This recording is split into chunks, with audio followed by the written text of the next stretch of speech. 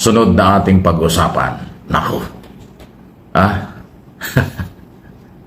Bakit ganon? Parang pilit na pilit yung ilang mga senador na sumunod doon sa panawagan ni dating Senate President, dating Majority Leader, now Minority Leader na lang, Tito Soto. Random drug test sa lahat, senador at mga staff. Bay mabagal eh. Mukhang ayaw yata ni Escudero. Talagang lahat na yata ng proposal, suggestion o galaw ni Tito Soto ayaw suportahan. Kung susuportahan, mukhang mabagal gumalaw ang Senate President. Ngayon ang nag-volunteer lang sino ba? Si Rapi Tulfo, Senador Tulfo, sino pa ba? Yan, si Soto at saka Subiri. 24 senador sila Maging si Robin Padilla, kung saan yung kanyang staff ang pinagsimulan itong gulong ito. Si Nadia Montenegro, dating artista, political officer pala ito ng kanyang opisina. Bakang malamig din sa kanya. Ang random, ibig sabihin random, biglaan. Ibig sabihin, obligasyon, mandatory na rin. Biglaan, sumailalim sa lahat ng drug test ang mga senador at mga staff nila. Ayan. Bakit hindi naman? Kailangan talaga kasi institusyon. Napakahalagang opisina ng gobyerno. Dapat walang addict yan. Dapat walang gumagamit dyan ng bawal na gamot. Dapat lahat dyan matitino. Dapat dyan lahat ay nandyan professional. Maglingkod sa bayan dahil ang trabaho nila gumawa ng batas. Ang paggawa ng batas, hindi naman senador lang ang gumagawa niyan. Yung mga staff niyan. Yung mga opisina nila. Yung mga tao nila sa opisina nila. Yan nakatulong sa paggawa ng batas. Kung yung mga katulong nila ay addict pala. Yung palang mga katulong sa paggawa ng batas ay lumalabag sa batas. Hindi yung magandang halimbawa yan. Kaya tama lang na dapat malinis. Dapat walang gumagamit ng anumang iligal. Dapat walang kinalaman sa lahat ng iligal ang mga staff at mga senador. Okay? Sana sa Kongreso ganoon din. Kasi pares lang naman trabaho nila, Kongreso at sa Congressman at senador. Baka wala nga nabubulgar sa Kongreso, baka meron din. Dapat random drug test din, hindi lang sa Senado, pati sa Kongreso. Para malinis ang gumagamit ng bawal na drugs or damo, kung ano man ang illegal, hindi dapat manatili sa gobyerno. Hindi dapat manatili sa mga institusyon like Congress and Senate. Philippine Congress, mataas na institusyon. Isa yan sa tatlong co-equal separation of power sa three branches of government. Executive, judicial, legislator, at saka judicial. Mahalaga po yun. Pero bakit mabagal, malamig ang dating sa ibang mga senador at mga staff sa Senado? 24 lang kayo parang tatatlo pang senador ang nagbo-volunteer Nasaan yung iba?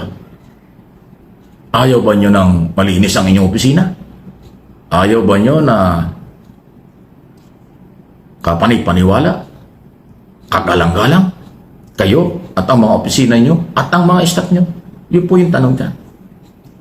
Kasi dapat itong random test na ito, dapat ito buhos ang suporta. Dapat ito call ka agad. Lahat gumagalaw, lahat tinatanggap, lahat dumadaan dyan.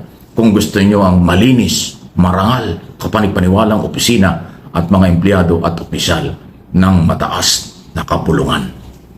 Ang Senado, Senate of the Philippines. Ganyan po yun Bakit ganyan? Bakit kayo ganon? Talagang mabagal kayong sumunod doon sa tinatawag na forthwith. Kaagad-agad. Namimili kayo kung ano ang kaagad-agad na inyong aaksyonan, Mr. Senate President. Yung impeachment, forthwith, kaagad-agad, hindi mo ginawa. Okay? Marami mga dapat gawin dyan, hindi mo kaagad-agad ginagawa. Katulad yung drug test na ito. Baka sabihin mo, wala namang batas na nag-uutos ng drug test. O baka yan ang hinihintay mo, gumawa pa ng batas. Kasi ultimo saligang batas, hindi nyo sinusunod Yung forthwith, kaagad-agad, ayaw galawin. Pero pag gusto nyo, kaagad-agad nyo ginagawa. Katulad ng pag-archive ng impeachment. Wala naman sa batas ang i-archive nyo. Wala naman sa batas ang dismissal at archive ng kaso. Pero kaagad-agad ginawa nyo. Kahit wala sa batas. Pero yung kaagad-agad, forthwith na tinatawag. Forthwith na i-trial, try and decide. hindi nyo ginawa. Huwag na kayong magpalusot. Ang mga Pilipino, hindi na nyo maluloko, matatalino kay sa inyo, ang mga Pilipino na nagbabayad ng buwis at nagpapasweldo sa inyo. Katakataka yan. Ha? Sila po yung mga atat na ipa-drug test etong ating Pangulong Bongbong Marcos. Ha? Etong mga DDS senators na ito. Ha? Kita nyo si Robin Padilla, naghain pa yan ng panukalang batas na magkakaroon daw po ng taunan na drug test sa lahat ng elected officials kasama ang presidente. Pero hindi ba kayo nagtataka? Si Mig Zubiri tapos na. Pati yata si Tulfo tapos na. Pero bakit yung iba hindi pa po nagpapadrug test? Bakit kaya? Pero alam nyo, curious ako dito sa isang senador na ito, Robin Padilla. Siya ang nagtutulak na para mapaligal itong medical marijuana. Pero 'di ba, doon sa kanyang opisina mismo ay meron pong inirereklamo ang tauhan ni Senator Ping Lacson at ang mga gwardiya ba o usaa sa Senado na sinasabi po, nako, meron daw pong gumagamit nga ng tiyongke sa Senado. Ngayon, ito ang siste. Bago po, ito nga si Nadia Montenegro ay makapagpaliwanag, ito po ay leave of absence muna. Kumbaga parang pahinga ka muna para yun daw investigasyon ay hindi ma-impluensyahan dito kay Nadia Montenegro. Ngayon, heto na. Nung magkaroon na po ng panukala from Panfilo Lacson at Tito Soto na magkaroon na ng random drug test sa lahat po ng tauhan ng Senado kasama ang mga sekretarya, kasama ang mismong senador. Biglang nag-resign si Nadia. Hindi natin alam kung anong dahilan, di ba? Pero bigla po siyang nag-resign. Kinalunisan na nag-resign na. So, decision niya yun, di ba? Sarili niyang discretion yun. So, wala na tayong magagawa doon. Ngayon, eto na. Bakit ang isang Robin Padilla na nagpagupit, nakita natin gwapong-gwapo, di ba? Astig-astig, bad boy. 90s look daw. Teka po. Kasama sa inyo pong mandato ang sumunod sa random drug testing ng Senado. Kasi rules yan rules nyo yan. Diba? Kaya dapat sana ikaw ang kauna-unahan na magpapadrug test. Kasi nga, ikaw ang nagtutulak nga niyan ng padrug test ang lahat ng elected officials. So, to set an example as a senator, ikaw na dapat ang nauna. Diba? Ikaw dapat ang mauna. Kaya lang, nako, meron po kasi kung napanood kay Maharlika. Eto papapanood ko sa inyo itong video ni Maharlika na kung saan meron po siyang isiniwalat patungkol sa chocolate. Ito po yung napaka-espesyal na chocolate from Dahig. Ngayon, ito, pakinggan natin Immigration at Custom, itong tsokolate na to, pag galing sila sa Netherlands, pinapalitan nila ng laman. Chocolate, kana. Alam niyo na yun. MJ. Blood bath talaga gusto nyo, Ang dami kong alam. Kasi nasa Dahig ako. Ano babato nyo sa akin? Fake news. Kumain ng pagkain doon sa Duterte Street. So what? Yan. I-headline nyo yan. Immigration, what's out? Lahat ng mga nagagaling sa Netherlands na Team Alpotera, cannabis chocolate, binibitbit nila dyan sa Pilipinas. Naku po. Matangainan nyo? Nananahimik ako? Gagawan nyo ako ng... hindi pala ako nananahimik. Gagawan nyo ako ng kwento? Pare-pareho kayo. Immigration, alam nyo na, i-flag nyo na yan. Team Alpotera, you know they are. Ang tsokolate dati, ayan, tinutulungan kayo mga jutang, ginuna kayo sa Bureau of Customs at Immigration. Kasi pare-pareho lang kayo. Pag galing sila sa Netherlands, yung laman pinapalitan, nakakalusot. Pwedeng meron silang kausap dyan sa... Di ba? Sumama ka pa kasi Gracia sa Team Alpotera. Ang saya-saya natin. Ano, Senator Robin, itotodo ko na ba? Nako. Ano na ba itodo ko? Sabihin nyo lang. You know what I mean? Timbangag pala ang Team Alpotera. Oh, mga adictus! Tapos nagde-deflect sila, ibabato nila yung kaputahan nila sa akin. Oh, ilabas ko na, hindi pa naman lahat. Sabi ka ni Palangga, wag mo itodo kasi kumakain tayo. Onyeta. Di ba? Ang sabi ko lang, maglandi-landi lang tayo dito. Ay, maglandi-landi. Mag-emote-emote lang tayo dito. Hi, Ayun. So, ito pong si Maharluka ay meron pong isiniwalat na yun nga daw pong chocolate from The Hague ay pinapalitan po ng isang chocolate na merong tsongke. May halo na tsongke. So, yan po ay nakakalusot daw sa immigration, nakakalusot daw po sa customs. Imaginein nyo po yun. Imaginein nyo po yan na tayong mga Pilipino, magdala lang ng yung cologne o kaya shampoo na medyo malaki yung bote, parang lagpas 100 ml, bawal na. 'Di ba? Iwanan mo talaga yan kahit na yung pabango mo napakamahal o lotion mo napakamahal. Hindi ka talaga makakalusot. Pati nga pag nga ikaw na-check pati sapatos mo tatanggalin mo Pati medyas tatanggalin.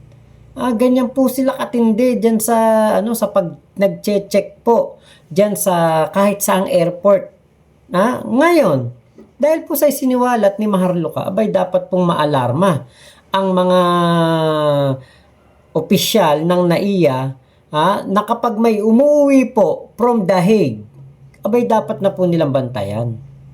Dapat na nilang bantayan. At nako, syempre di natin alam baka mamaya etong si Robin Padilla nakatikim din ng chocolate na merong tsongke. Kaya ayaw pong magpa-drug test. Kasi eto nga sabi nga ni Maharluka, itotodo ko na ba? Parang tinatakot niya si Robin Padilla sa kung ano ang nalalaman nito. Legal po pala sa The Hague.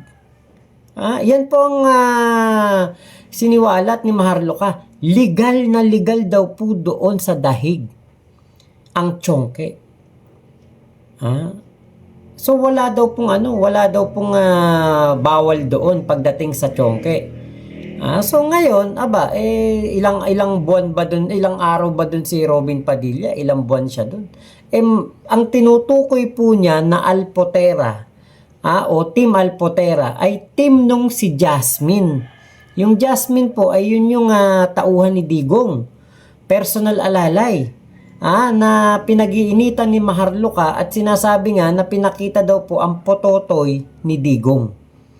Si Jasmine at etong si Robin Padilla ay okay sila At nun nga pong isang speech ni Robin Padilla doon po sa The Hague, pinupuri niya itong si Jasmine at sinasabi nga po niya na ito'y matagal na kay Digong, loyal kay Digong, dapat daw pasalamatan sa pagmamahal kay Digong. Kaya po, binabanggit ni Maharluka, Team Alpotera. At ito pong Team Alpotera nga po na ito, kasama si Robin. Dahil nga po, close sila alam niyo naman si Robin Padilla, maginoo yan sa mga kababaihan. So yung mga malalapit na tauhan ni Digong, malapit din si Robin Padilla. Ang tanong, bakit tayo magpa-drug test? Bakit hindi nagpapa-drug test? Ano bang problema? Tama naman yung sinabi ni Sir Mike Abe. Dapat kapag tauhan ka ng gobyerno, tauhan ka ng Senado, tauhan ka ng kahit anong ahensya ng gobyerno, 'di ba? Dapat hindi ka adik, hindi ka gumagamit ng tsongke. Kasi kahit na ano pang sabihin ng mga DDS vlogger na ang tsongke ay kultura, ang tsongke maganda sa katawan, ang tsongke ay ginagamit sa panggamot, wala po kayong magagawa diyan dahil yan po ay illegal. Doon lang tayo sa tama. Illegal yan eh. 'Di ba ngayon? O kunwari, gumawa ka ng katarantaduhan sa dahig, nagtsongke ka, walang problema. Legal nga dun eh. 'Di ba? Walang problema daw, legal. Ang masama pag-uwi mo. Paano kung biglang may random drug test sa pinagtatrabahuhan mo? Yan ang hindi napaghandaan. Nitong mga ano na ito, Duterte senators, mga Duterte supporter, hindi nila naisip na pwedeng maapektuhan itong si Robin Padilla dahil po sa mga kabulastugan, katarantaduhan nitong kumbaga ng mga pro-Duterte. 'Di ba? O kung hindi man si Nadia Montenegro ang nakagawa niyan sa Senado, aba, imagine na lang po ninyo kung galing po yan sa opisina ni Robin Padilla. Sino kaya ang gumagawa nun? Di ba? Sino kaya? Kung hindi nga si Nadia Montenegro, tapos nangangamoy doon sa opisina o sa kubeta ng Senado na malapit sa opisina ni Robin Padilla. Sino kaya ang doon nag-session? 'Di ba? Alam nyo, mawawala lang ang mga hinala na ito. Mawawala lang ang mga pag-iisip na ito kung lahat na po ng tauhan sa Senado, magmula sa mga naglilinis, janitor, mga nagke-catering, mga sekretarya, mga security, hanggang sa mismong senador. Kapag po tapos na lahat, at lahat po yan nag-negative, doon lang tayo maniniwala na wala pong adik, walang nagchochongke, walang kumakain ng chocolate from dahig na merong chongke, walang nag-uuwi ng chocolate from dahig na merong halong chongke. Yan ang ating aabangan. Kung magpapadrug test po ba ang lahat. 'Di ba? Umpisahan nyo, 'di ba? Set an example. Si PBBM ganadong-ganado palagi sa pagtatrabaho. Pero pinagbibintangan ninyo na gumagamit. Ngayon, kayo muna ang magpatunay sa mga sarili ninyo na hindi kayo gumagamit. 'Di ba? Umpisahan mo, Robin Padilla. Total, ikaw ang naghain ng panukalang batas na 'yan. Magpa-drug test ang lahat ng halal na opisyal ng ating bansa. 'Di ba? Imagine niyo yung halal ka na sa kakaida-drug test. 'Di ba dapat bago ka kumandidato, i-drug test ka na? 'Di ba? Pag tayo nga nag-a-apply lang noon janitor sa NLEX. Janitor lang kailangan pa ng drug test. Janitor lang 'yun. Taga-tupi nga lang ako ng damit sa SM North. Anong kailangan? Drug test, police clearance, barangay clearance, NBI clearance, lahat ng clearance dadalin mo. 'Di ba? Pag mag-a-apply tayo, napakaraming requirements. Pero pag sila kakandidato, senador, kailangan lang Pilipino, marunong mag-English and Tagalog. Imagine niyo 'yun. Dapat 40, dapat pinanganak sa Pilipinas. Sus Mariosep. Ganun lang ang requirements. Pero tayong mga Pilipino na nagtatrabaho, nagpapakahirap, ang sahod natin kakarampot, pero ang yung gagastusin mo, kunwari, ikay magtatrabaho, ganito kasi lagi nangyayari. Ako nagtatrabaho sa Jollibee. Kunwari, natapos na, end of contract na. Kukuha ka na naman ng mga kung ano-ano mga requirements. Mamamasahe ka. O tapos 'di ba apply ka. O kung yung isang kinsenas mo na 'yon, ubos na 'yon. Mababawi mo lang 'yan sa susunod na sahod. Napakaliit ng sahod mo, napakaraming requirements. Pero yung senador, napakalaki ng sahod pero ang requirements dapat Pilipino. Dapat 40 anyos. Sus Mariosep, talagang buhay 'to, no? Kaya tama yung sinabi ni Senator Panfilo Lacson, hindi mahirap ang Pilipinas. Tayo ay na-plundered, tayo'y nanakawan, tayo'y pinahirapan, tayo po mismo ang dahilan kung bakit tayo naghihirap. Bakit? Binubuto natin yung mga nagpapahirap sa atin eh. 'Di ba? Kaya sana matuto na po tayo. Wag na tayong bumoto ng mga bobo, mga ex-convict, mga dating adik, durugista, wag na po. Marami pong iba dyan na deserving na maging senador. Ha? So, tignan natin kung magpapadrug test na etong bad boy ng Senado. So, yun lamang po. Bye-bye. Thank you, Sir Mike Abe, sa iyong video na aking nireaksyonan. Ingat po kayo. Nasa mang panig kayo ng mundo. Momo chup chup. Love you, love you. God bless us all, Pilipinas. God first.